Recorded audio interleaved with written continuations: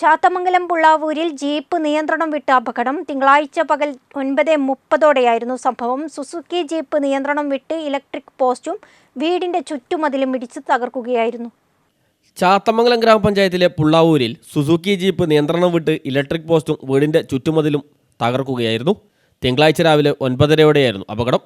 കെട്ടാങ്ങൽ ഭാഗത്തു നിന്നും പുള്ളാവൂർ ഭാഗത്തേക്ക് പോകുന്ന ജീപ്പാണ് അപകടത്തിൽപ്പെട്ടത്. ഡ്രൈവർ മദ്യലഹരിയിലാണെന്ന സംശയമുണ്ടെന്ന് നാട്ടുകാർ വിവരമറിച്ചതിനെ തുടർന്ന് കുന്നമംഗലം പോലീസ് സ്ഥലത്തെത്തി ഡ്രൈവറെ കസ്റ്റഡിയിലെടുത്തു.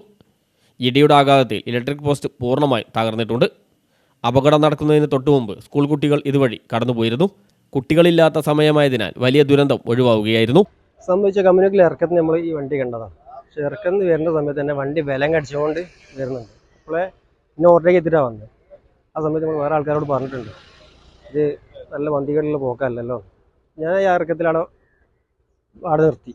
നമുക്ക് അറിയുന്ന ഒരാളെ കണ്ടപ്പോൾ ആടെ നിർത്തി സംസാരിച്ചുകൊണ്ടിരിക്കുമ്പോൾ വേറൊരു വണ്ടിക്കാരൻ ഇവിടെ നിന്ന് അങ്ങോട്ട് വന്നു. വണ്ടി തട്ടിയിട്ടുണ്ടെന്ന്.